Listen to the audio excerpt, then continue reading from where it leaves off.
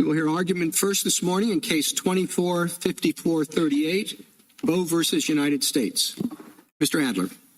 Mr. Chief Justice, and may it please the Court.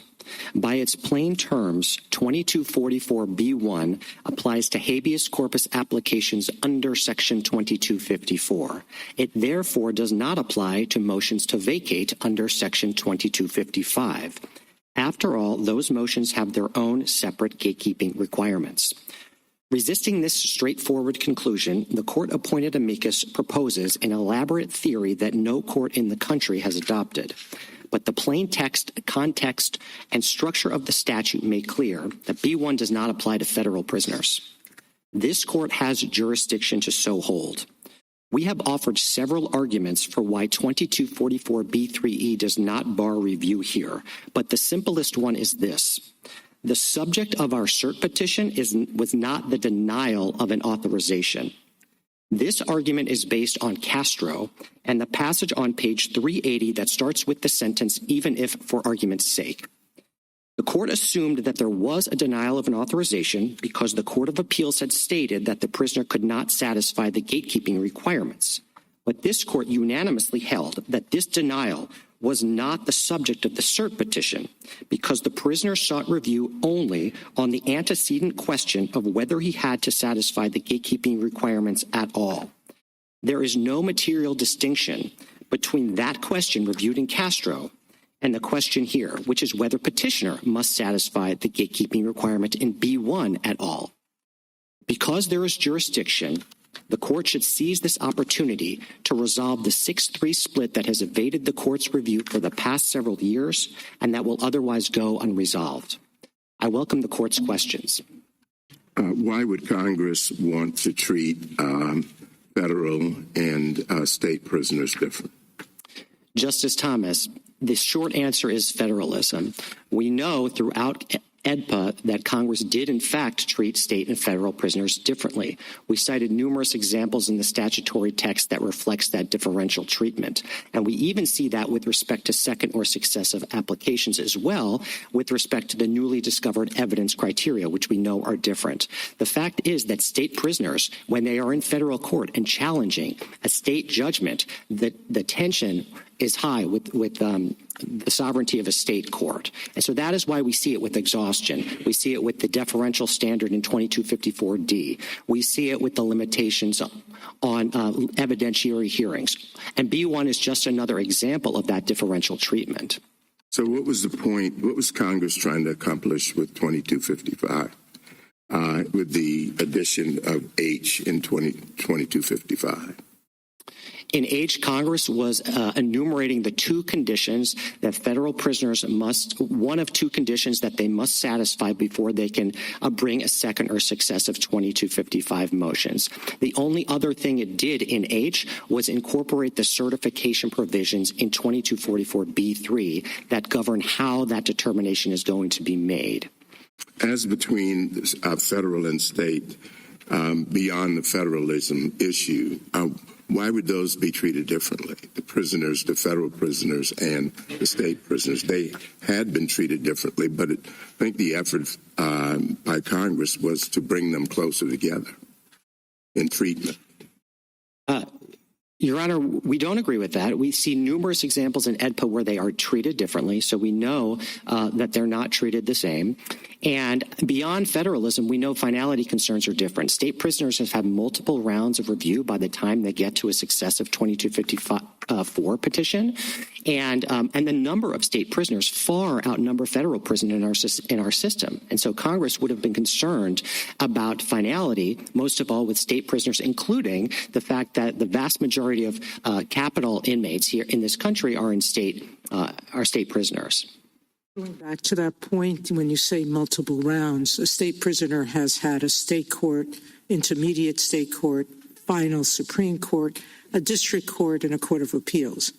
But in federal court, a prisoner only has 2 rounds or 3 rounds of review, correct?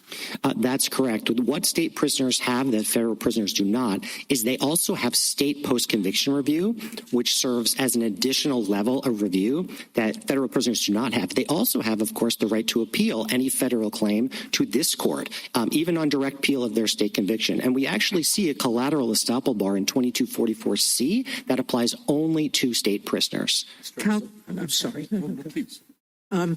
Counsel, I don't want you to give up your first argument on jurisdiction. I know that in a previous statement I made in this very case, I suggested that it was wrong. But your brief gave me great pause. Don't give up on it. All right. Your position is that the cross-reference barring jurisdiction does not unambiguously incorporate the cert bar that exists for state prisoners, correct? That's correct. And our case law is replete that to deprive us of jurisdiction, it has to be clear. That's correct. All right, and unambiguous. Correct. And this is not. All it says is that successive habeas motions filed by federal prisoners, quote, must be certified as provided in Section 2244 by a panel of the appropriate Court of Appeals, right? Correct. Now, that's not sufficiently clear because this court is not a panel of the Court of Appeals, right? That is correct. And so it's speaking about whether a full panel could hear it, not whether the Supreme Court could hear it, correct? That's correct. To be clear, we are not giving up that argument. All right. We are simply saying, as we did on page 15 of our reply brief, that it's not necessary. Because of the Castro argument. And our other narrower arguments. Right. But any review by this court of a panel cert decision is not part of how the panel certifies a successive filing, correct? That's correct. Our argument is based on the text of 2255H, which incorporates the parts of 2244 that, quote, provide for how a motion is to be, quote, certified by a, quote, panel of the appropriate Court of Appeals. And our position is that incorporates B3A through D because those provisions do just that, but it does not incorporate E, which comes into play only after the certification determination has been made, and it provides limitations on further review in the form of rehearing and certiorari. And that doesn't your sorry, no, please go ahead. One last question.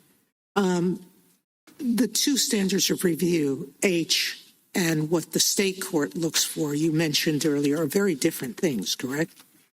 The substantive standards. With respect to the newly discovered evidence, they are different. With respect to new rules of constitutional law, they are identical. But there's still a difference.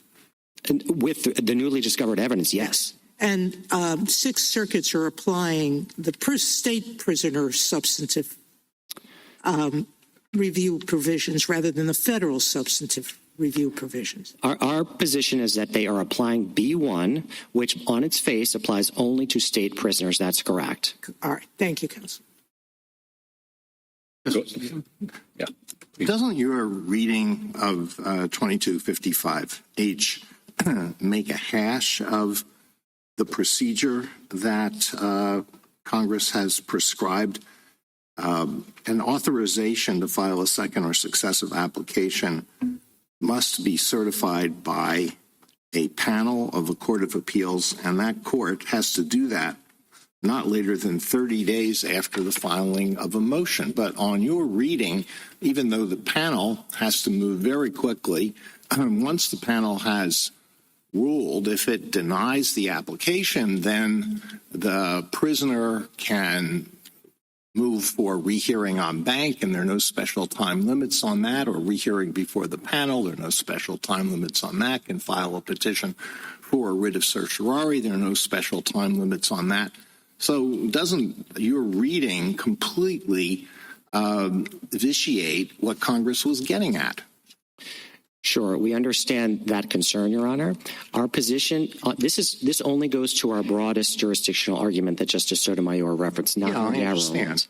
But to answer your concern, we don't think that Congress has to legislate in an all-or-nothing manner here. So with the 30-day limitation on the front end, that significantly increases the expediency of the process here. Where normally an appeal would take a year, now it takes 30 days. But that doesn't mean that Congress also wanted to eliminate all forms of further review review, and we see Congress doing this in 2266, another provision of AEDPA, which places time limits on the resolution of capital cases, but does not dispense with further review and rehearing or certiorari. Of course, our position is that the court does not need to address this argument because we have three other narrower arguments, and this, of course, was the same approach that this court took in Castro, where every court of appeals has decided the issue you've just been deciding against you, right? in the context of rehearing. Of course, no court of appeals has done so in the context of certiorari. But yes, I believe that is correct.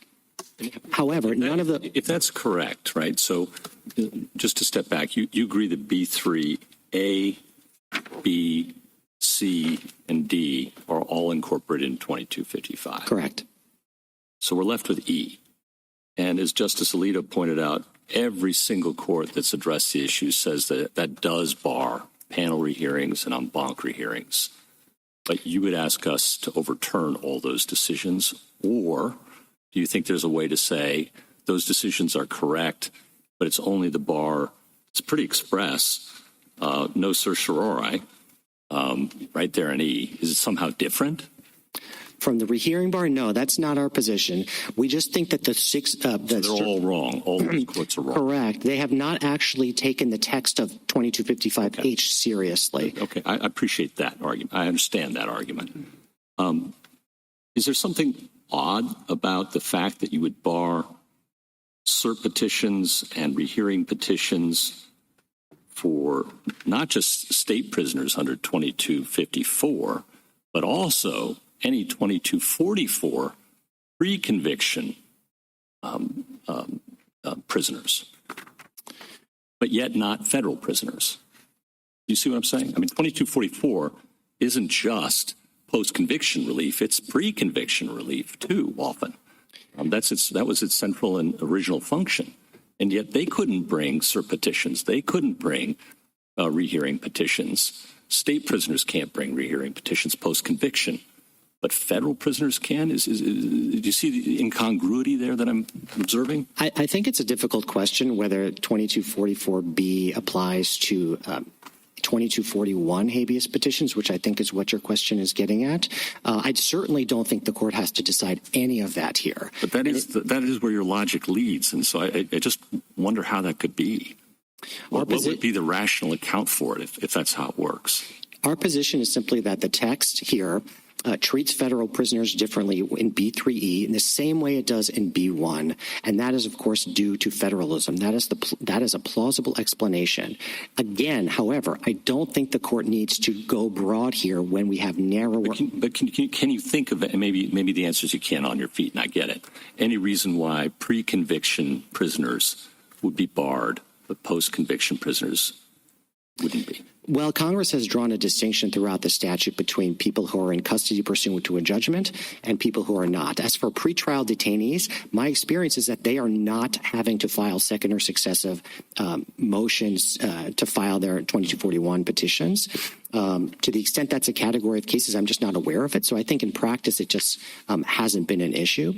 But again, I just don't think that the court has to decide any of this in this case. Right. So you keep going back to your narrow jurisdictional argument, and I'm quite interested in it. And I guess I'm trying to understand whether your response to Justice Gorsuch's bringing up all of the prior Court of Appeals cases is that perhaps they weren't focused on whether or not the panel had actually granted or denied, had actually applied the substantive criteria, and that what E is really doing, this is what I take your argument to be, is essentially establishing a finality requirement when the panel actually does apply the substantive criteria and makes a determination about whether this authorization should be granted or denied.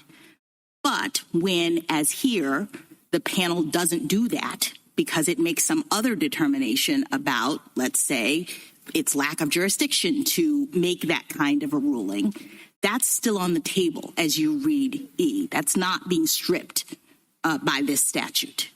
Is that right? Generally, yes. We have three different narrow arguments here, and they're all slightly different. If I can just briefly sketch those out.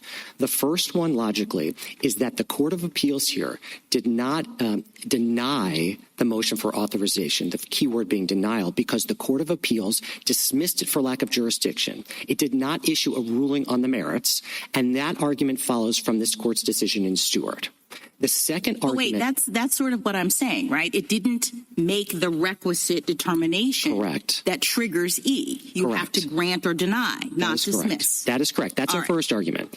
Our second argument is, even if there's a denial, the Court of Appeals did not issue a denial of an authorization because it went beyond the gatekeeping requirements. Now, this argument depends on whether we're right about B1, but if we are, it means that the Court of Appeals did not issue a proper authorization determination because it relied on a requirement. That is, in fact, not a requirement for authorization at all. In fact, it's irrelevant to the case.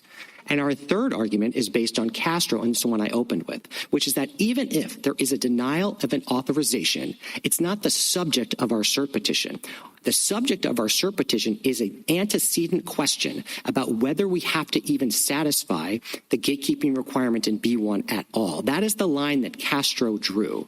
And on the other side of the spectrum, if we had, say, challenged the Court of Appeals saying you cannot actually satisfy these gatekeeping requirements, that's a denial, that's barred. That is the sort of core focus of B3. So under this narrow jurisdictional approach, there's still work for E to do. It's not as though your broadest argument is E doesn't even apply in federal cases. Correct. That's the one that Justice Sotomayor explored. Correct. But now you're saying even if E applies, it doesn't apply in our circumstance for these three. Correct. reasons. And this situation is so far removed from the core of B3E. B3E is about preventing this court from reviewing individualized applications and determinations, people seeking error correction in this court. This case is far removed from that because, first of all, we have a non-merits-based dismissal based on a gatekeeping requirement that we contend does not even apply in this case. Thank you. But you applied for authorization, right? To Correct. file a second or successive. That's correct. And is that still on the docket of the Court of Appeals? No, it is not. So it was denied, right? No, Your Honor. There's a distinction between a dismissal and a denial. Well, in the statute. it was effectively denied. What you're saying is it was denied on an improper ground. Correct. The effect of it was a denial. However, we know from Stewart, this court's decision in Stewart, that the effect does not matter because the effect of the ruling by the Court of Appeals in Stewart was to grant authorization. In fact, the Court of Appeals transferred it to the district court. This court said it's not a grant of authorization, and the reason why is it didn't rule on the merits. Now here, the effect is to deny, but the effect doesn't matter. What matters is the Court of Appeals did not rule on the merits. That's our first dismissal denial argument based on Stewart. Okay, thank you. On your broader argument, picking up on Justice Gorsuch's question, the distinction between in-bank or petition for rehearing in the Court of Appeals and then this court's review might depend on the clear statement rule. In part, how should we think about the clear statement rule and how to apply it here? Your Honor, that is a correct distinction that the clear statement rule that this court applied in Castro to B3E would only apply to the certiorari bar rather than the rehearing bar. So if the court wanted to sort of decouple those, that would be the basis to do it. That's not our position. We just think that E is not covered by the text of the cross-reference in B3E because it comes into play after the certification determination has been made. And as the government acknowledges, B3E, it's just a limitation on further review. And so that's why we think the whole thing falls outside the scope of E. But you're correct that to the extent a clear statement rule would make a difference here, yes, the certiorari bar is even further removed. What would a clear statement, what more would Congress have to do you think? Well, we have a clear statement in E itself with respect to state prisoners, with respect to habeas applications. What we don't have is a clear statement in H, where we're talking about federal prisoners. And we pointed this out in our initial brief with the Hone decision. And that case drew a contrast contrast between B3E as a clear statement and the certificate of appealability provision in 2253, which didn't have that. And we think that same sort of contrast exists here with B3E and 2255H, which says nothing about jurisdiction. 2255H does say, and this is just as I'm trying to think about this argument, this clear statement point that you have, I think, is your best one on your broader argument. 2255H does say, though, that a second or successive motion must be certified as provided in Section 2244 by a panel of the appropriate Court of Appeals. So what are we to make of that? It says certification has to come from a panel, and then one could flip back to 2244 and say that this whole section in 3 is talking about how that certification happens by a panel, and then E says, and yeah, it really happens by a panel. The panel's word is final. Your Honor, I understand that point. That's not what E says, however. All E does is prohibit a petition for rehearing. So that's why every circuit to look at this has said that sua sponte rehearing is still on the table. All we're saying is that B3A through D say that the certification determination has to be made by a 3-judge panel, but it doesn't prohibit rehearing petitions by federal prisoners. So it's a difficult argument and a difficult issue, again, that I don't think the court would have to address if it went with one of our narrower arguments. I mean, what E tells you is when this certification process generally stops. I suppose that's the same point that Justice Barrett is making, and it seems to be slicing the bologna pretty thin to say, well, we'll do A through D, but then we won't do E, even though E basically puts the period on what A through D says. It says, here's when it ends, the certification process. Sure, Your Honor, we take that point. I think the key word that you just used is process, which is not a word that's used in H. That's a word that's added by the government in its brief, along with the words final and conclusive. I take the point, but you know, it's what H is about is how something gets certified. So it doesn't seem to be too much of a leap to say when you're talking about how something gets certified, you're talking about the certification process, and that includes sort of the statement which E gives about when and how that certification process ends. Sure, Your Honor. So again, our argument is based on the full text of H, certified as provided by a panel of the appropriate Court of Appeals. We think that only covers the provisions that provide for certification. E comes after that determination has been made. Could you win without the clear statement rule? I'm sorry? Could you win this argument without the clear statement rule? I think so, Your Honor. But again, I think we're perhaps losing sight of the bigger picture here, which is that the top priority in this case, we think, is for this court to be able to resolve the circuit conflict on B1. So we don't have a particular dog in the fight on how the court resolves its own jurisdiction here. And that's why I keep coming back to our narrower arguments, because to the extent that anyone is concerned about the implications for this, the narrower arguments would avoid that. Thank you, counsel. In your brief, you argue that interpreting B3E as taking jurisdiction away would raise serious questions under the exceptions clause. Want to answer that serious question? I certainly don't want to answer that question, Your Honor, but I think this court might have to if it rejects all of our jurisdictional arguments, such that there is really no way for this court to exercise its essential function under Article 3, which is to ensure the uniformity of federal law, including a very important federal statutory provision in AEDPA. Well, it says that, not with respect to AEDPA, but subject to such exceptions and regulations as Congress may make. Why isn't this just an exception that Congress has made?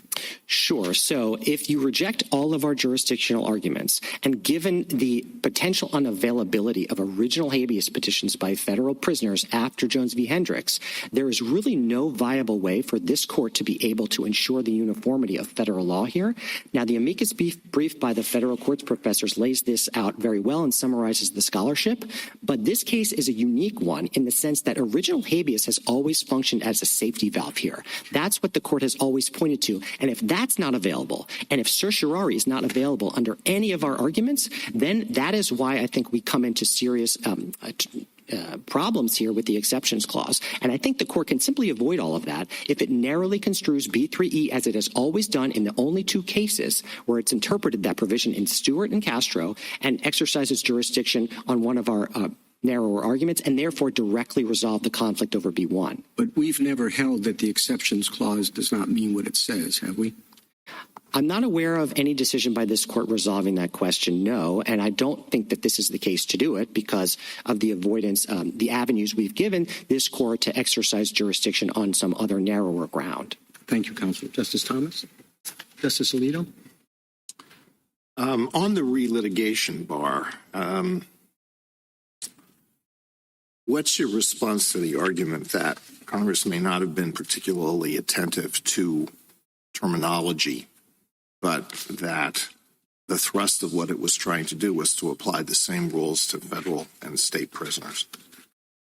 I think there's simply no evidence to support that in the text. We have 2254 appearing in B1 and B2, but not in B3, by the way, which everyone agrees the certifications there do apply. So that distinction is important. Everybody agrees. The 11th Circuit, court-appointed amicus agree that B2 doesn't apply to federal prisoners, and it uses the exact same 2254 language. And then we have two separate and independent gatekeeping requirements for federal prisoners in H1 and H2, state prisoners in B1 and B2. So it's a symmetrical regime that they set up here. So I think every textual indication here is to the contrary. All right, thank you. Counsel, if Congress wanted to include the cert bar, it could have just said, as provided in Section 2244B3, correct? Correct. But it didn't. It used a different phraseology. Correct. Correct. And the process that was used, that it references, is a process of court certification, not of cert, correct? Correct. And that's your basic point. That is supportive of our basic point. Our basic point is really a textual argument here. It's not a policy argument. I think that's what the government is trying to say here is we don't want to see a lot of cert petitions here because we're overworked. I think that's the main concern. But we're making a textual argument about the scope of the reference and cross-reference in H. Back a moment to the Chief Justice's question, okay? With respect to review by the Court of Appeals, or why isn't there a constitutional question with EDPA, but there would be one if we deprive federal prisoners of review of this issue? I think this particular circuit conflict on B1 is unique in the sense that it can be raised only by federal prisoners.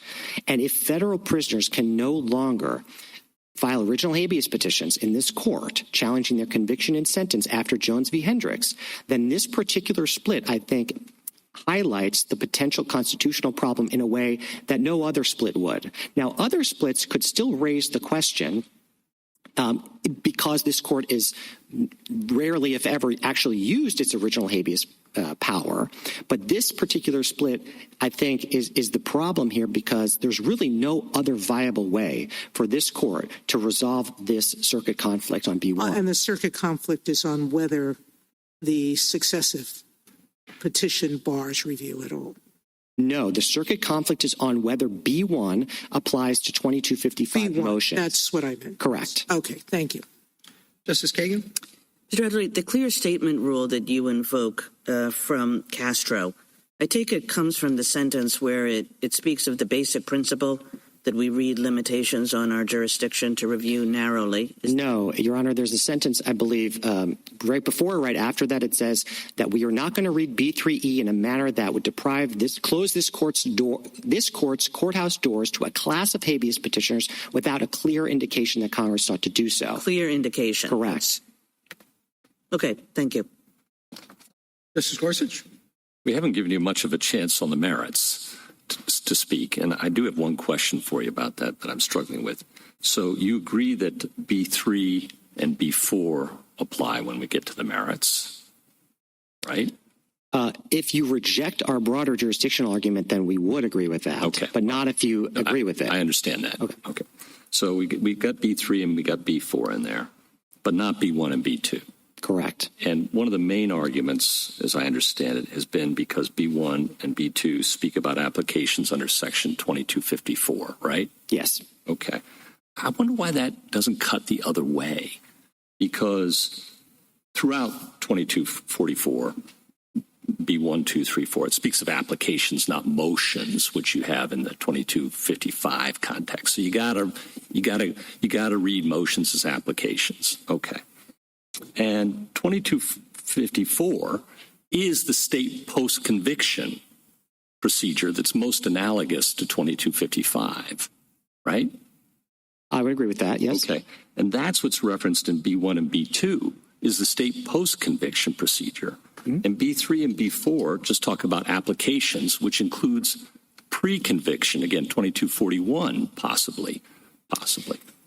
So what do we do with that? It seems to me like the fact that it mentions 2254 in B1 and B2 makes it more likely to be applicable rather than less. No, Your Honor, we strongly disagree. I know you do, and I'm wondering why. Here's why. Because the fact that 2254 is referenced in B1 and B2, but not B3 and B4, suggests that, number one, the 2254 language in B1 and B2 was deliberate. And number two, it suggests that the omission of that language in B3 and B4 allows those provisions to apply to 2255 motions in a way that B1 and B2 cannot. But why wouldn't I understand that? That's what you said in your briefs. But I'm not sure it's totally responsive to what I'm getting at, which is it definitely signals that we're talking about post-conviction when you mention 2254. Mm-hmm. And the later sections suggest it applies to all habeas, whether it's 2241 or 2255, right? No. So B3 and B4, which don't have the 2254 language, we acknowledge what you said earlier. I think everyone agrees the word application, which refers to a habeas corpus application, has to mean motion in order for the cross-reference in H to work. Right, I understand that. So then the question is, once you adjust application to motion, then what do you do there? All we're doing is we're reading the rest of that B3 in that context. What Amicus wants you to do is, instead of adjusting, requirements of this subsection, she wants you to keep that the same as it applies to applications, and then go up to B1 and B2 and rewrite 2254 to mean 2255 in a way that would immediately create both conflict and superfluity with H1 and H2. Thank you. Counsel, I want to sketch something out for you and see if you think it might work. Okay, so the government points out on pages 12 and 13 of its reply that if we agree with you about your B1 point, agree with you and the government about the B1 point, that it would be pretty natural, even if we disagree with you and agree with the government on the jurisdictional point, pretty natural to express agreement with the B1 point in the course of an analysis on the other. Okay, now let's say that and this is true, I do think there's something to this argument that the courts of appeals have made that E does not deprive them of jurisdiction to sua sponte, have a panel hearing, rehearing en banc, panel rehearing or rehearing en banc, because it's really talking about the prisoner's inability to file such a petition or a petition for writ of certiorari. Okay, so this is what I'm sketching out here. Wouldn't it be possible if this court said in the course of the analysis, as the government proposes, that B1 is not incorporated? Wouldn't it be possible for the 11th Circuit on remand to sua sponte correct its error? Wouldn't it be quite surprising, in fact, if the 11th Circuit didn't do that, sua sponte, if it has the authority under E, either by the panel or en banc, if we say that it is wrong in B1? The problem with that, Your Honor, is that there will be no remand if the court dismisses this case for lack of jurisdiction. So we don't think the court should consider the government's proposal on page 12, and unless the court totally rejects all of our jurisdictional arguments. That's the only. That was the premise of my question. Oh, okay. I'm sorry. So yes, then there would be no remand for the 11th Circuit to do that sua sponte rehearing that you suggest. And this is our concern here with this suggestion, is that it's even beyond that, which is that if the court tries to resolve the B1 conflict in the course of dismissing this case for lack of jurisdiction, we are concerned that the courts of appeals may perceive that to be dicta or worse, an advisory opinion. So if the court does consider that option, we would urge the court to be as explicit as possible on the B1 question, even to the point of saying that the reasoning on the B1 issue is a holding. Otherwise, what's going to happen is that if even one of the 6 circuits says, you know what, this is dicta, it doesn't abrogate our prior panel rules, and the 11th Circuit in particular has a very strict one, then we're in a situation where there's no way to get back up to this court on cert, and the circuit conflict will never be resolved. And then we'll have wasted all of our time, and this will all be for nothing. So I think the better way to deal with this, rather than that sort of very unorthodox approach, is to narrowly construe B3E as it is always done, as this court has always done, and directly resolve the circuit conflict over B1. Okay, well, I don't know that that would be unorthodox because we say things, we have alternate holdings, and we say things and opinions all the time that aren't directly relevant. But I take your point. Just one other question. The Chief Justice asked you about the constitutional avoidance on the essential functions piece. And you say that, yes, it would raise a constitutional question because construing this jurisdictional bar to be total would threaten the court's essential function of maintaining the uniformity of federal law. Why wouldn't that completely eviscerate the exceptions clause? Because it's possible to have a split on any question of federal law, right? So why could Congress ever withdraw our jurisdiction to weigh in on any question? Because even if a split doesn't exist then, it could always exist, right? We're not saying that it wouldn't. A problem wouldn't arise in that situation. I think it's important to point out that this statute, B3E, is unique. There is no other statute like this. There are plenty of statutes that bar judicial review across the board, but there is no statute like this that targets this court's certiorari jurisdiction. And the problem that arises is the lower courts, the federal courts of appeals, are interpreting and applying AEDPA. And if this court cannot superintend that and step in when there's a conflict, so Congress can't, I mean, I take then the straightforward answer to my question is that, yes, Congress can really never deprive this court of certiorari to resolve questions of federal law because that would deprive us of our ability to ensure the uniformity of federal law. I think there's at least a serious question about that, and that's because whenever lower courts are deciding issues of federal law and this court cannot step in, then this court ceases to be the Supreme Court. The courts of appeals then become their own mini Supreme Courts. Thank you. Justice Jackson? Thank you, counsel.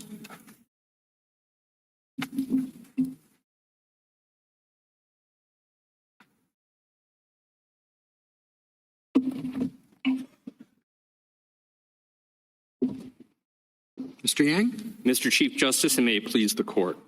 Section 2255H incorporates the certification process for second or successive applications in 2244 B3 and B4. And because B3E prohibits review by petition for writ of certiorari, this court lacks jurisdiction. 2255H specifies 3 key aspects for certifying a successive application: who must certify it, what is certified, and how that process proceeds and stops. First, certification must be by a panel of the appropriate court of appeals. Second, the application must be certified to contain either of H1 or H2's content requirements for new evidence or a new rule of constitutional law. And third, the application must be certified as provided in Section 2244, which means the certification process proceeds in the same manner as in 2244. B3 and B4 are the only provisions in Section 2244 that address the certification process for authorizing the filing of a successive application. Every provision in B3 and B4, and only those provisions in Section 2244, use authorization language and use the term second or successive application, a term that naturally captures a federal prisoner's 2255 application and a state prisoner's 2254 application. Petitioner agrees that B3A through D apply to federal prisoners. He previously argued in his habeas petition to this court that E also applies, and there's no sound basis for excluding E, as every court of appeals to have addressed the E has concluded. Petitioner did not even attempt in his reply brief to rebut any of our arguments on this broader point. He instead notes that E prohibits cert only when authorization is granted or denied. And he primarily focuses on that point, saying his request was not denied, it was merely dismissed. But a dismissal is quite literally a denial of his request. That denial is the subject of his certiorari petition. This court therefore lacks jurisdiction. I welcome the court's questions. Mr. Yang, would you turn to the clear statement rule and how it applies here? Yes. We think the language is clear, both the text as well as an important contextual point, and I'd like to build on what Justice Alito said there. And then I'd also like to address the clear statement rule, which I don't think is as clear as Castro, the one passage in Castro might suggest. First, the contextual point, and we can talk about text, but one significant contextual point is not only would allowing a 90 to 150-day period simply to petition this court for writ of certiorari, not only would that blow the 30-day limit apart, but you have to ask, why would Congress impose a 30-day limit on the most important part of this process? That's the Court of Appeals screening decision itself. Why would that be limited to 30 days if Congress contemplated that a petitioner could take 90 to 150 days just to consider whether to file a petition for writ of certiorari? That might be a good argument, but it's not the kind of argument that you can make if there's a clear statement rule. Oh, and I think, though, actually context is considered. If you're looking at statutory construction for clear statement, you would include both the text and the context. And we think that you might put it in as like, and also. Well, but you need something in the text that is a clear indication, that is a clear statement, that basically says what you want to say. And we think H does that. H incorporates that shall be certified as provided in 2244. And part of that process is to decide who is certifying it and how is it being certified. It's being certified on a request for leave to file filed by a petitioner, a prisoner. It's not on a petition for rehearing or on a petition for cert. The process ends. It does not continue. When I tried a version of that argument to Mr. Adler told me that I was adding the word process, which no place appears in the statute. And, of course, he's right about that.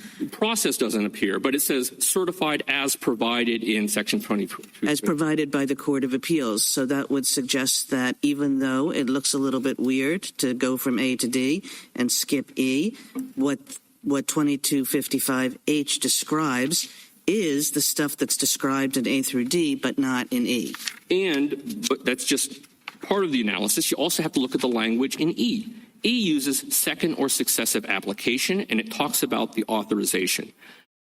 Second or successive application, if Congress had intended to include, to cut out state prisoners, it would have done exactly what it did in B1 and B2. It would have said, second or successive habeas corpus application under Section 2254. Instead, B3 and B4, which are all procedural provisions regarding the process, which we think is incorporated, all use distinct language. And no one has come up with any explanation that will respond to the Rosello presumption. It's a strong presumption. All of these provisions were enacted at the same time. Could you comment on Mr. Adler points to this language from Castro, which is about this very provision, of course. And it says that, read one way, it would close our doors to a class of habeas petitioners seeking review without any clear indication that such was Congress's intent, indicating that a clear indication is what's needed, given the basic principle that we read limitations on our jurisdiction to narrow. I think that should be read somewhat narrower. It has to be read in light of what immediately preceded it in that paragraph. In that paragraph, the court says, first, we've already construed E to allow the government, when the lower court disfavors the government can seek review on the question of whether it was a second or successive. And then it goes on to say, and we're not going to deny the flip side rule when a prisoner comes up. But that is all in the context of asking the core question of, was this a second or successive application? Was it in the box that the jurisdictional bar comes from? And that's you think all. There's a clear statement rule or not? I think no. No? At least not as broadly defined. If you look at what does that mean? Well, if you look at what Castro cites, it cites for the clear statement, Utah versus Evans. You think there should be a clear statement rule? Add that in, too. No. First of all, this court has narrowly construed grants of appellate jurisdiction to it. Mandatory appellate jurisdiction under 1253 and what was formerly 1254-2. And if you look at like Abbott versus Perez or Maine versus Taylor, the court narrowly construes those grants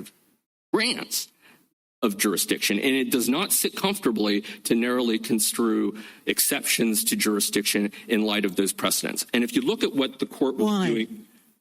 Meaning Congress has given us a very broad jurisdictional grant over decisions by Court of Appeals through our cert jurisdiction. And when Congress wants to take it back, it's when we require clarity. But that reasoning would equally apply to 1253, which is the three-judge district court appeal, or what used to be 1254-2, which is state appeals with regards to the unconstitutionality of state provisions. Both of those are phrased broadly, but the court has narrowly construed them in a long line of decisions. Now, the question about what was going on in Castro, I think, has to be read in light of that. And Are you in light going of what, back to Justice Kavanaugh's question? Yeah, I'm trying to pivot back to what Utah versus. The reason for a clear statement rule or clear indication is that the underlying constitutional question is one that we haven't had to squarely answer for 236 years. Yeah, and the exceptions clause, if you were going to address the exceptions clause and the scope of Congress's power there, it would not be in the context of a habeas appeal. Because at the founding, it's well established that there was no right to appeal at all the denial of habeas. It was not in this court's or any court's appellate jurisdiction. And so the idea that there would be an exceptions clause problem is just completely ahistorical. So we get out of that, in your view, because this is just different because it's habeas? It's habeas. I mean, and there's just no founding era principle that would have applied here. Moreover, there are some bases for review. I don't think that. Yeah, what are those? Yeah. So, first of all, I think as Justice Barrett indicated, this court could, if the court took the interpretive approach that we did here, I think its decision on jurisdiction would effectively announce the proper interpretation. Would the lower courts have to follow that? I think not. You know, I would think it would be a pretty willful. Well, what would we do if they didn't? Well, if you didn't, there is the question of sua sponte en banc, which we can discuss. But if you wanted to address it specifically, I think there's a question of a certified question to this court. And if it's not certified? Well, first of all, I think the Court of Appeals misunderstood the certification standard. The certification standard here is whether it's appropriate in a rare instance when advisable in the proper administration and execution. The only point I was making is that it seems pretty cute to kind of have a collateral dicta and expect everyone to follow that when we're openly saying, under your view, no jurisdiction. It depends on how the court writes the opinion. I think it's not the court will not go out of its way to escape the rule on the merits when addressing jurisdiction. But if you agree with us, the natural way to do that is to analyze the statute in a way that will carve out B1. Mr. Adler, what about at the relief? very least?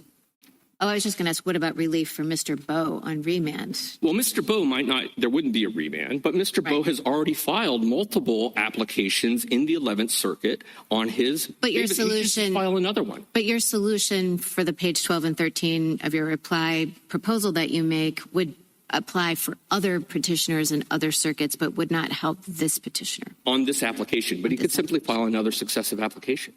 And why wouldn't it suffer the same fate? They've already said they're now certifying to us. They've already said they're not. No, because the Court of Appeals would say the reason we bumped it before is we thought B1 applied. The Supreme Court has construed 2244. So a third or fourth successive petition for him would be a second or he's third. He's not even filed a second application Right, thank yet. you. So, Mr. Yang, can I just, let's say I agree with you that E is a part of the certification process that is being referenced in H. Can I have you address the more narrow jurisdictional argument, which does focus on the text of E?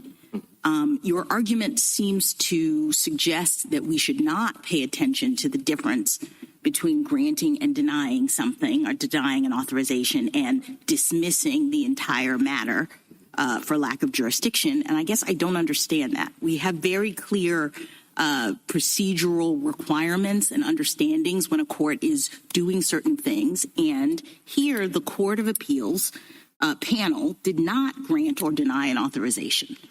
Well, we disagree with that. Okay. The statute says, and this is D, the court shall grant or deny authorization. Shall. Right. Those are the only two statutory What if the options. court doesn't do that? Let's say the court, let me give you a hypothetical.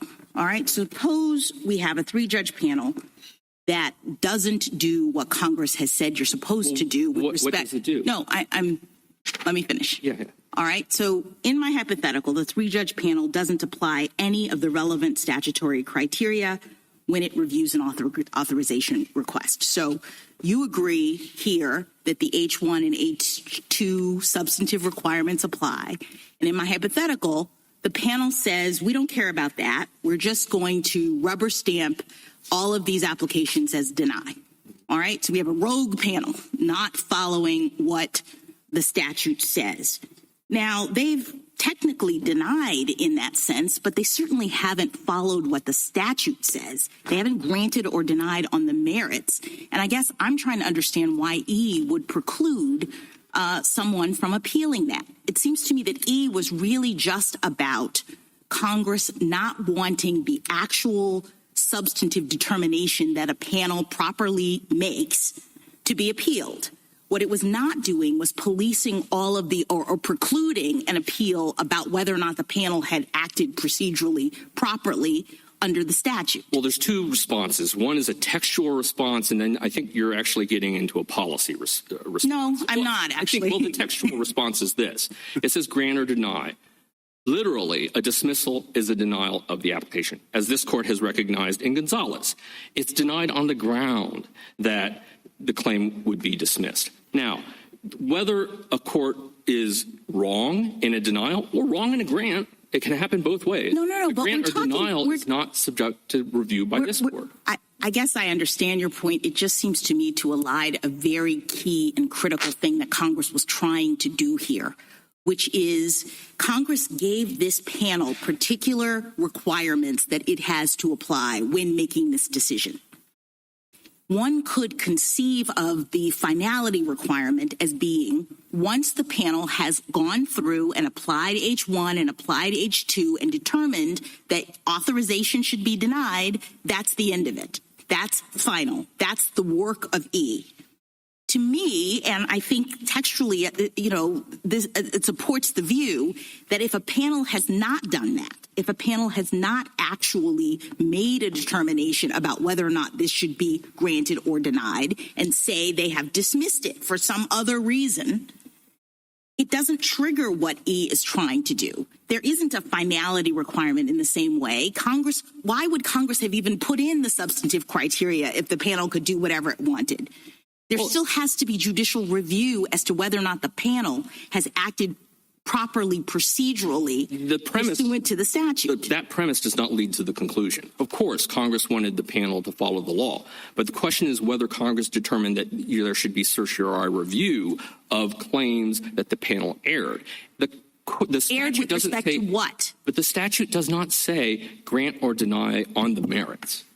It says grant or deny, period. All right. And a dismissal is a denial. Moreover, the structure you have with the 30-day time limit, that time limit cannot depend on the disposition of a court, which is unknown in advance. If the court doesn't know if it's going to dismiss or deny, it can't operate under a 30-day time limit unless it knows what the time limit is in advance.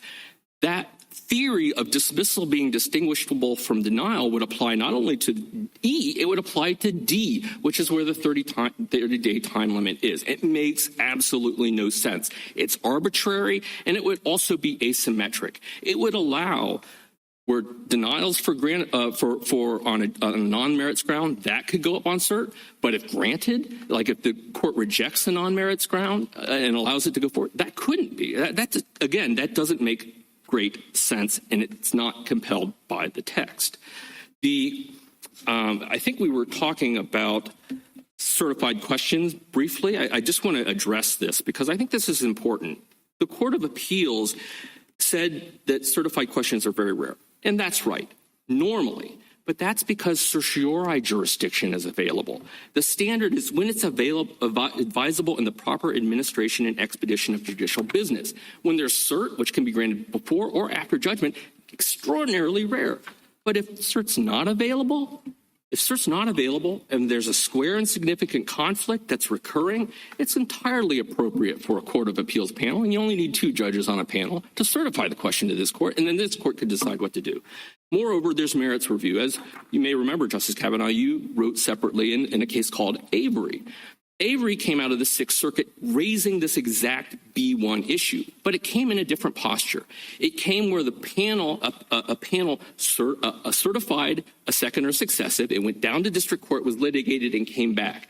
The issue can come back on the merits in that way, too. And, of course, there's All Writs Act jurisdiction.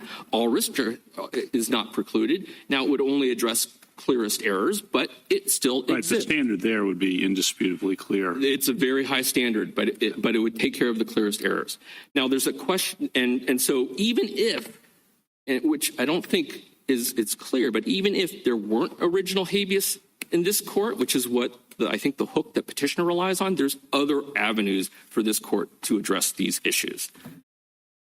Mr. Yang, when you and Justice Kavanaugh were talking about the clear statement rule, your answer to him seemed to reduce to habeas is different. But, of course, Castro is a habeas case, and Castro dealt with the very habeas provision that we're talking about here. And I guess you referred me to earlier sentences from Castro, and I've read those sentences again now. Mm-hmm. And I really don't see how it gets around what Castro says, which is that you need a clear indication to when the interpretation would limit our jurisdiction. I think it has to. This is a two-step process. First, the court recognized we already allowed this for the government.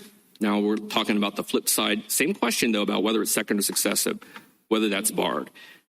And then you look at Utah versus Evans, which is ultimately the site for the narrow reading. Yeah, but provision. Utah, I mean, that's the kind of site that people throw in because it has good language. So I don't think you can read Utah v. Evans back into this. Well, there's two things actually going on in Utah versus Evans. First, which I don't think applies, but it says that with respect to this narrow reading, it rejects the argument that because Congress allowed a pre-census challenge, it precludes a post-census challenge. But that's about any review. It's not this court's review. This is not an opinion, is what I'm trying to say, where it says, really we should look to Utah v. Evans for the rule, and describes why or describes how this case is the same as Utah v. Evans. It's just plucking some language from Utah v. Evans.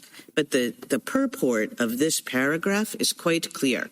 Is that because there's a construction that limits our jurisdiction, you need a clear indication. But the part of Utah versus Evans, which is actually analogous to what's going on here, is there the court said that it was not going to read into a statute an unexpressed intent to bar jurisdiction that we have previously exercised. And there the court had previously exercised post-census review. And here what the court is saying is we've previously exercised jurisdiction when the government comes up saying this is second or successive when it was deemed not to be. And here's the flip side. Here is the prisoner. Now, maybe on that I don't read any of that in this paragraph. Well, this is how we read the paragraph, because there's three sentences in the paragraph. The paragraph doesn't say any of that. Well, it's true that the paragraph doesn't say that explicitly, but I think you have to read between the lines. Anyway, the principle that this court's cert jurisdiction is always... I would be reading between the lines so that we could do your policy arguments. Well, no, I don't think it's a policy argument. We have textual arguments, but I don't think... This is also actually a relatively significant question that intersects with Congress's authority to exercise this exceptions clause. And I think there, the question is, why do you need a clear statement? This has not been followed by this court. This is kind of an isolated thing. And if you look at the authority for it, it just doesn't bear fruit, particularly when you look at how the court has construed its mandatory jurisdiction. Well, Mr. Yang, there's been a lot of talk about a clear statement rule, which seemed to suggest that some sort of verbal formulation is required. But what Castro says is that there has to be a clear indication of Congress's intent. So what Castro says is that we look to the intent and some clear indication of intent. Can't that indication of intent come from something other than specific words? Can it come from the structure? Certainly. I mean, that's normal statutory construction. You determine the meaning of Congress through interpretation of the words and the context and surrounding provisions. And again, all of these are coming together, in our view, to point in our direction. And do you think those structural arguments are policy arguments? No, not at all. These are textual arguments.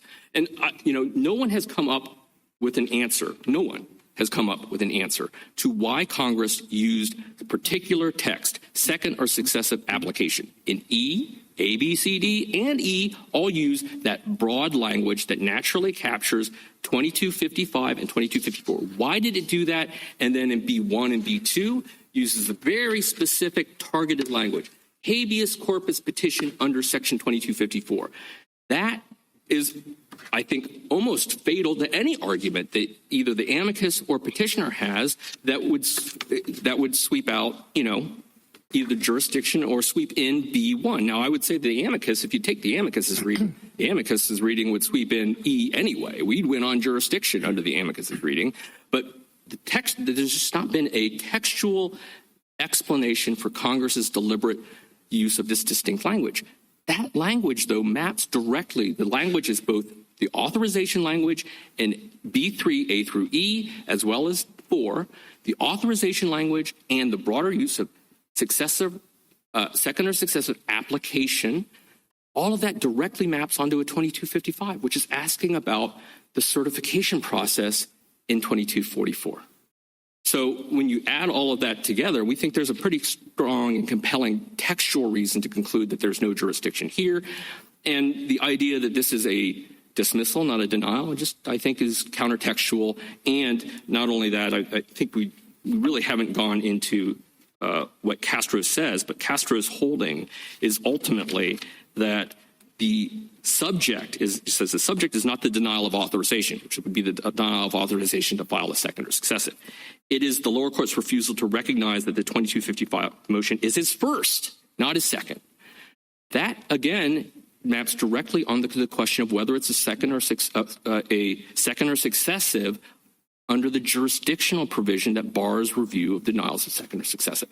All that Castro, just like Villamonte Marquez or Stewart, if you call it that, all those two cases were deciding was that these cases aren't in the box of second or successive. The whole grant or denial thing is not relevant here. Therefore, there's no jurisdictional bar. If you were to start construing the cert bar to include, well, we're going to look to the reason, maybe this applies and maybe that doesn't apply, you're creating a huge hole when Congress used broad language to say it's going to be any grant or denial of authorization. Does it matter, Mr. Yang, that in Castro there was a dismissal of the motion for failure to comply with the second or successive? It does, because what happened just is, like there's a dismissal here for failure for lack of jurisdiction. It's different. The procedural posture is very different. If I may finish.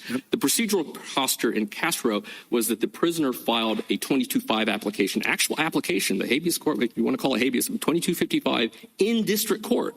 The district court dismissed it because it concluded it was second or successive without certification from the Court of Appeals.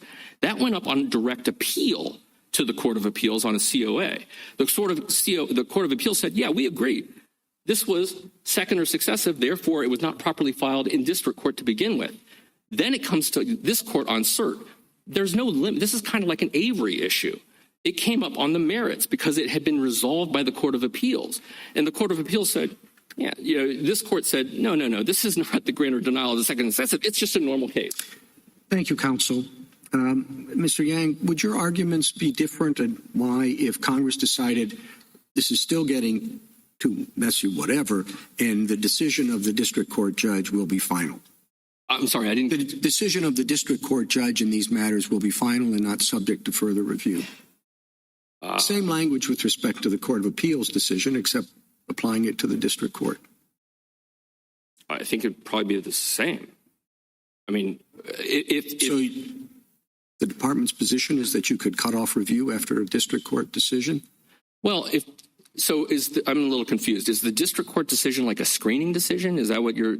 Well, just in the final regular application of whatever, the habeas application. There might be distinctions between a final disposition. I think with respect to the exceptions clause, I think we'd have to revisit the question about what was expected at the founding when Congress enacted Article 3, and Congress not the exceptions clause, just whatever kind of provision that the no further review. You're basically cutting off the review at the Court of Appeals stage, and I just wonder, why don't your arguments support the idea of cutting review off at the district court stage? If Congress enacted a statute that said the district court's determination in some set of cases shall be final and not subject to review of any form, that would be a little harder. I mean, you might not, therefore, you wouldn't get certification. There wouldn't be other avenues. I think it would be a little more difficult for purposes of the question about an exception to this court's appellate jurisdiction. But again, if this was limited to the habeas context, again, it's not clear to me that as an original matter, when you go back to the founding, Article 3 would have thought that that's an issue, since there was no appellate jurisdiction at all over habeas determinations. Thank you. Justice Thomas? Justice Alito? On the issue of constitutional avoidance, haven't we said that there has to be a real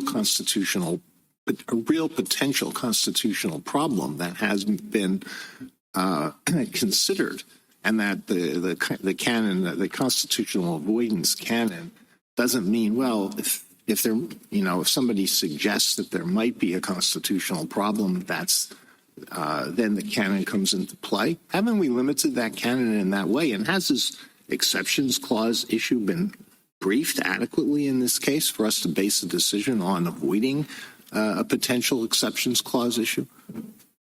Well, there's two questions there. I think you're right that you need a very significant constitutional question in order to avoid it.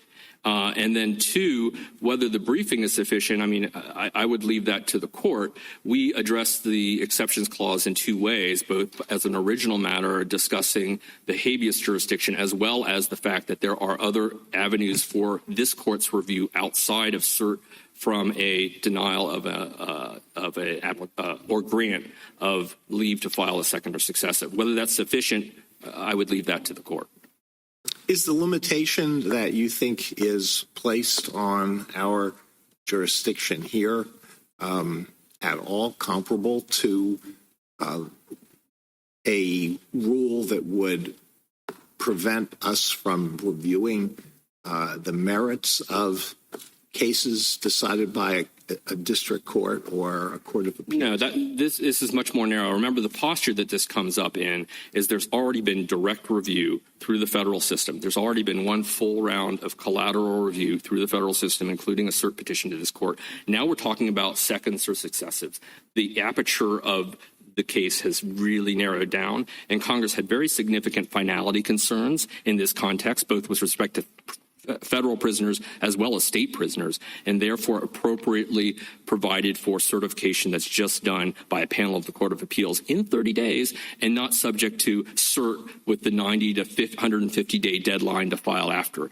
The process ends in the Court of Appeals. And this is a screening process that's supposed to weed out the panel of the Court of Appeals is supposed to weed out the frivolous applications. That's essentially, correct. And only let those that might conceivably have some merit go forward. That's correct. And I would note that the options for either a review in the Court of Appeals, which would be a sua sponte rehearing or en banc, or certification by a Court of Appeals to this court, are things that are done when judges decide that this is sufficiently important, not when a prisoner decides to petition.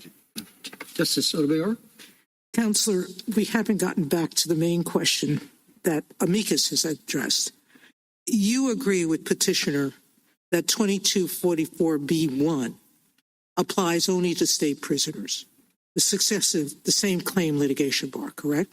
That is correct, although we may have slightly different reasons for concluding that. I think some of it overlap, but they don't apply onto all of our... But you disagree with Amicus' position. That's correct. Why don't you just summarize why you disagree with Amici? Well, I think there's I'll give you a preface, and then I'll jump to I think a more dispositive point. First, when you look at the language that's used in B3 and B4, the language is distinctive from B1 and B2. It uses second or successive application, and it uses authorization language. Both of those map directly onto what H is doing. That is bringing a federal prisoner. Just go back to it. And then the second point is, even if most of the amicus's argument turns on the fact that B3C says you look to the prima facie requirement with respect to the requirements of this subsection. Subsection B includes B1 and B2. Even if you accept that you look to the subsection, when you look at B1, by its own terms, it only applies to a habeas corpus petition under Section 2254. So it just wouldn't even apply on its own terms. Even if the bottom line is you agree substantively that the Court of Appeals, the District Court and the Court of Appeals, or the Court of Appeals, did not subject this to the proper review. It should have reviewed it under. Yes, and this has been the department's position before any Court of Appeals took that. All right. Yes, you've been saying that from the beginning. But you're claiming that this is unlike Castro and that we don't have jurisdiction even under the narrow reading, which is the Castro reading by your. That is correct. By your adversary. That's correct. Does that make any sense? There has been no review of the merits of this case at all by the Court of Appeals. Justice Sotomayor, the jurisdictional inquiry does not look to whether there's an error and then decide. No, they used it that way. They refused to apply 2255H by dismissing the case. They didn't deny the application as not newly discovered evidence or not a new rule of constitutional law. They dismissed the case instead of denying it because they said they lacked jurisdiction. That seems to support my point. Their point was not that it doesn't. We're not going to address whether he's right or wrong. The prisoner's right or wrong. We just lack jurisdiction. The same thing is true here. Well, if they didn't lack jurisdiction, they got the ground wrong. That's what basically. I've not seen any decision by this court that. By the way, there's no question that if he goes back down and they look at it substantively, they'll probably boot him out anyway, but it wouldn't take care of the circuit split. It wouldn't, but as we've discussed, there are other ways to take care of that. Just because this vehicle comes to you doesn't mean you need to pull the trigger immediately, particularly when there's a jurisdictional bar that would, if you rule against us on the broad ground at least, would triple the number of filings by prisoners. No, it wouldn't, because all that would have to happen is that circuit courts would just say, we're granting or denying under H, and that's clearly barred. That's what they should be doing anyway, but they're not doing. Some of them are using the state habeas substantive provisions instead of the federal habeas substantive provisions. Well, we agree that there's an error there, but I don't think that there wouldn't be an increase in filings. Castro hasn't increased our filings. They would just do what they're supposed to do. Say under H, deny. Well, that's because Castro is only the question of whether it's second or successive. And in this case, there's no question it's his second application. It would be his second. But it would only be with respect to B1, a ruling by us. Justice Kagan? Justice Gorsuch? Real briefly, Mr. Yang, on the merits, you ask us to read all of B3, A, B, C, D, and E on jurisdiction as a piece. But on the merits, you ask us to split up B. So you say don't split up 3 on jurisdiction, but split up on the merits B. And you say B3 and 4 apply, but B1 and 2 don't. And one of the main argument, as I understand it from you, is because the first 2 mentions Section 2254. But the same question I had to Mr. Adler, why doesn't that cut against your view on the merits, given that this provision, B, is all about all habeas, pre- and post-conviction, federal and state? You agree that that's the case? And I'm sorry, do you mean all of B or just B3 and B4? Well, B, 3 and 4 are all about all applications. Everybody.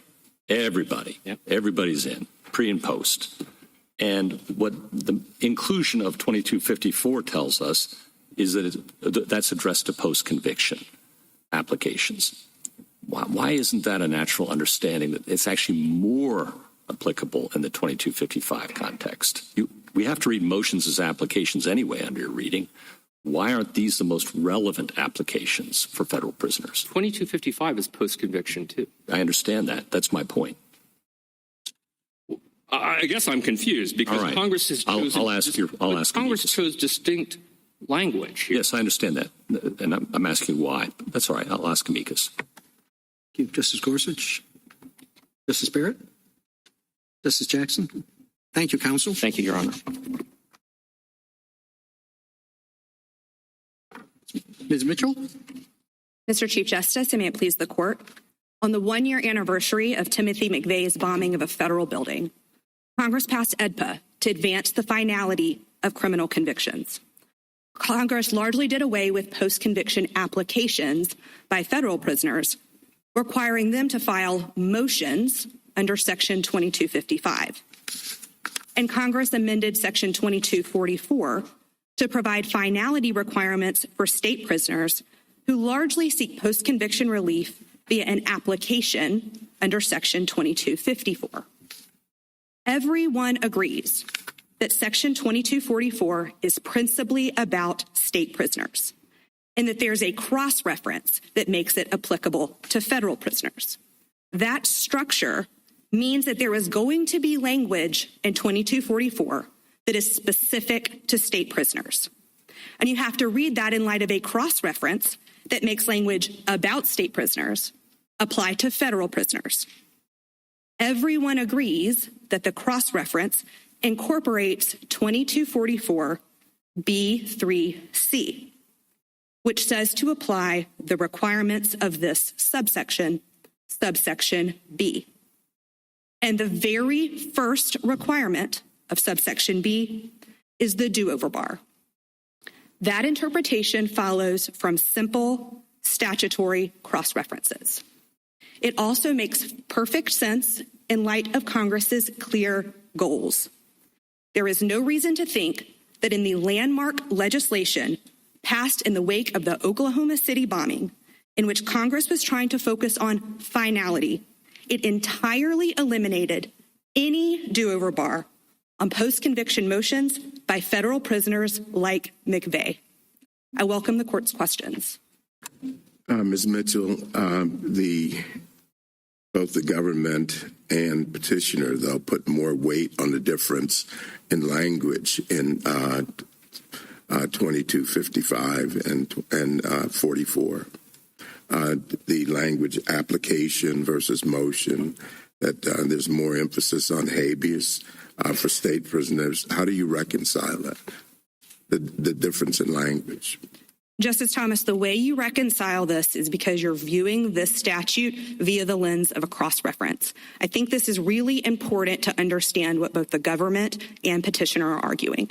They're saying that when you see the word application, on its face, it includes federal motions. That carries significant consequences for AEDPA.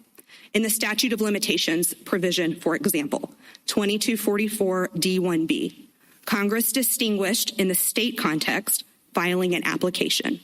In the statute of limitation provision governing federal prisoners, 2255 F2, it used different language. It said an impediment to making a motion. That application and motion distinction was critical to AEDPA. Both the petitioner and the government say, well, we're just going to read application to mean motion. And I don't think you can do that. Application means application. You apply it to motions via cross-reference. And that's why, to Justice Gorsuch's question, the under 2254 language makes it a closer fit to 2255 motions than the general provisions in subsection B3. B3 speaks only of applications, which on its face excludes 2255 motions. In addition to rewriting motion to mean application, both the government and the petitioner want to rewrite the language this subsection. And again, that has sweeping consequences, not just for AEDPA, but for the U.S. Code. One of the principal decisions that my brief relies on is the Cyan decision, where this court said clearly that when Congress means subsection, says subsection, it means subsection. So why wouldn't we take that to be right in the category of the very first thing that you said, which is we all agree that this 2244 primarily applies to state prisoners, and that there will be language as a result that might not be a perfect fit because it's directed to state prisoners. And I would think this subsection is that kind of thing. I don't think so, Your Honor, because this subsection is direct command of the cross-reference, and it says to apply all of B. And that's part of the very provision that everyone agrees is incorporated. I understand, but your view of this makes us think that Congress was trying to get to B1 in the federal context through two cross-references. That seems like such an odd way. I mean, if Congress wanted the B1 bar to apply in federal habeas scenarios, they easily could have just written that, or in H, they could have directly referenced B1. But you get us there through the cross-reference in H and then the cross-reference in B3, and that just seems so strange. I think that's the easiest way to do it in light of all of the parties' agreement that B3C applies. But there's another path, which is just to say on its face, it's a requirement that applies via the cross-reference, because the cross-reference says as provided in 2244, and you're going to bring in subsection B1, which isn't displaced by H1 and 2, which applies. I mean, we think the better place is to start where all the parties agree, but I'm not going to resist a reading that would bring it in on the as provided in 2244 cross-reference alone. Thank you. In addition, just to home in on the problems with reading subsection to mean something else, not only did this court confront that in the Cyan decision, which neither the government nor the petitioner even cite in their reply brief, but it's been an issue in numerous other cases that this court has confronted, including with respect to the Federal Vacancies Act in NLRB versus Southwest General and throughout. We also know that in AEDPA, Congress knew how to specify and pick and choose provisions when it wanted. So, for example, in 2264B, Congress said, following review, subject to subsections A, D, and E of Section 2254, the court shall rule on the claims properly before it. So there are other examples in AEDPA where it picked and decided to pick and choose among subsections, and it was specific. Here, Congress enacted in a wholesale cross-reference with respect to, at a minimum, the certification provisions that all agree include B3C. What do you make of the fact that Congress, to your alternative point to Justice Jackson, that Congress didn't just end it, 2255H, after as provided in Section 2244? They could have just ended it there, and then the cross-reference would have been complete, I think. And what are we to make of that other language, if anything? They could have done that. There are two reasons why I think they didn't. The first is because they were bringing over the certification procedures. And the second is they wanted to provide constraints on the abuse of the writ, which is what H1 and 2 principally address. So in the pre-EDPA context, there were two problems that the court faced with habeas corpus applications. One was the successive problem. So you have someone who's bringing a claim that they brought again. A separate and distinct problem was abuse of the writ, which is where you held on to a claim, you brought one, waited, you brought your other one and another one in a second application, you'd bring a third one. That was a distinct problem, abuse of the writ. And in 1948, when Congress amended EDPA, they added in 2255 a successive bar. So what Congress said was the sentencing court shall not be required to entertain a second or successive motion for similar relief on behalf of the same prisoner. This was in the 1948 Act. This court interpreted that language in Sanders to say Section 2244, and this language is addressed only to the problem of successive applications. And what the court did is said, well, we're not going to read that to read out the abuse of the writ doctrine. So this is addressing successive applications, and we're also going to apply abuse of the writ doctrine. The provisions in 1 and 2, which are now after the 2008 technical amendments, H1 and 2, only address abuse of the writ. So there's no reason to think that when Congress omitted that language and instead put a cross-reference to 2244, that it meant not to include the number one finality promoting provision, which is B1. Additionally, there's some argument that the government and the petitioner make that this is really not a problem, kind of what are we doing here? But Judge Rosenbaum in the 11th Circuit observed that in the 3 months after this court's decision in Welch, the 11th Circuit saw 1,800 applications for Johnson-based review. So I do think it is a real problem that courts are grappling with. And the tools that Congress gave the courts of appeals to deal with this problem allowed it to make the expeditious determination under the 30-day clock. And what petitioner and the government would say is, well, we're going to take one of those key tools out of their tool belt. We're not going to allow them to look and see, was this argument already presented? And if so, can we dismiss it on that basis alone?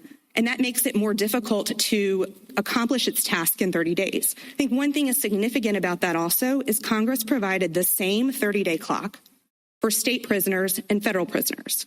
They didn't say we're going to give 30 days for state prisoners and 45 for federal, or some other indication that they intended to treat them differently. And Justice Thomas, to your question to the petitioner, all indications by use of legislating by cross-reference is that Congress wanted to treat, at least for successive applications, state prisoners and federal prisoners alike. That's why they chose this kind of clunky mechanism to do so via cross-reference. One additional point, petitioner, in response to one of the questions about jurisdiction, said that there's a clear statement rule as it relates to state prisoners with the jurisdictional point because of the word application in 3E. That's significant because that is saying that is a clear statement that this applies to state prisoners, which is exactly our point. Every time Congress said application, it was excluding on its face federal motions. So in order to read any of these provisions as applying to federal motions under 2255, you have to view them in light of the cross-reference. And that's exactly what you do when you look at 3C's cross-reference to B1. You read that language, a successive habeas corpus application under 2254, in light of that cross-reference to apply to similarly situated federal prisoners. And again, Justice Gorsuch, to your question, it's not like it says applications by Guantanamo detainees. I think my argument would be harder if the additional language was something that didn't map on so tightly to the 2255 mechanism, but instead that's a closer fit than the application language that the government and petitioner rely on to bring in the certification provisions in the first place. Can include pre-conviction detainees. Yes, Your Honor. Yeah. And so it's just a natural fit to see what Congress was doing there. Again, in the wake of Oklahoma City, there's no reason to think that the number one finality provision in 2244, which was titled Finality of Determinations, that they intended that not to apply to federal prisoners like McVeigh, which was the exact target of the 1-year anniversary when President Clinton signed this bill into law. Implicit repeal of a power federal courts had previously to prevent do-over petitions by federal habeas petitioners. Exactly. And instead, they rooted them through the provisions for 22, that provisions that otherwise applied to state prisoners. And one important point, the standalone language that prevented successive applications by federal prisoners had long been marginalized by this court. In Sanders, the court said, this can't be taken seriously. And so it's perfectly natural for Congress to say, you didn't do what we said in 2255, and so this time around, we're going to put you in the same bucket as state prisoners where you will enforce the successive bar. And the combination of B1 together with subsection 1 and 2 in 2255 addressed both the successive and the abuse of the writ problems that Congress was targeting in EDPA. Thank you, Justice Thomas. Anything further? Justice Alito? Justice Sotomayor? Counsel, collateral estoppel would apply to successive positions in federal court. So you get to the same place, just a different issue. And as quick. That's not true, Your Honor. There are decisions by this court saying that res judicata does not apply in the habeas context. And instead, what 2244 and 2255 did was, and this is in the legislative history, was to codify a modified res judicata principle. So res judicata traditionally has not applied in habeas. Justice King, Justice Gorsuch, Justice Kavanaugh, Justice Barrett, Justice Jackson. Thank you, counsel. Thank you. Mr. Adler, rebuttal. Thank you, Mr. Chief Justice.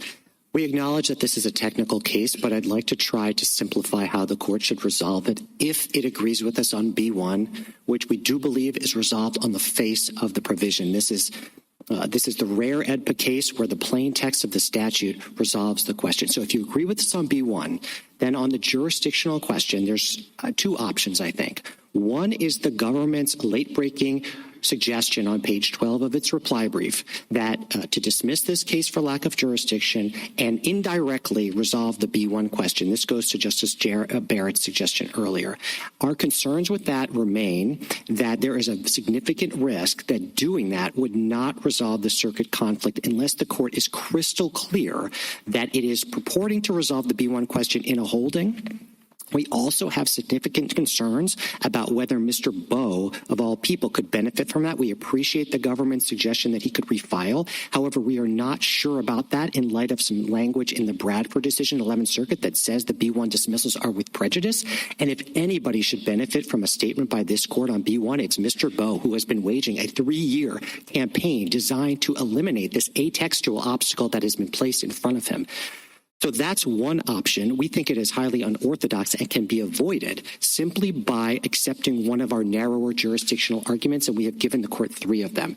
We think the clear statement rule applies to all of them. I don't understand how the government can say there's no clear statement rule when Castro says it on this particular statutory provision.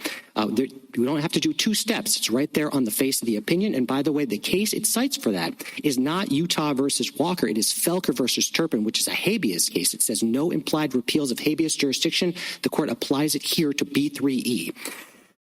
Justice Jackson, I think you have identified the simplest way to find jurisdiction over this case, and it is the fact that the Court of Appeals dismissed this without ruling on the merits. It did not grant or deny. The text of B3 is very clear that we have grants or denials and we have dismissals. The court here dismissed this case improperly. That's not the error that we're complaining about. That would be harmless because the effect would be a denial. But it is the reason why there's jurisdiction. There's no denial here. That follows directly from this court's B3 precedent in Stewart, which also involved the dismissal, no merits ruling, and the court said the effect, even though it was to grant it, didn't matter. It wasn't a grant. And the final thing about that, if the court simply clarifies that in this opinion that courts of appeals should not be dismissing claims in this posture, but should instead be granting or denying them, then the court will not see a single cert petition under that theory come to this court because the courts of appeals will simply grant or deny moving forward. And so if the court is concerned about receiving additional cert petitions under the statute, that's the easy way to go. And so at the end of the day, we think the text of B1 is plain. This court has jurisdiction to effectuate that text and resolve the circuit conflict directly once and for all. Thank you. Thank you, counsel. Ms. Mitchell, the court appointed you to brief and argue this case as an amicus curiae. In support of the judgment below as to question 1, you have ably discharged your responsibility, for which we are grateful. Thank you. The case is submitted.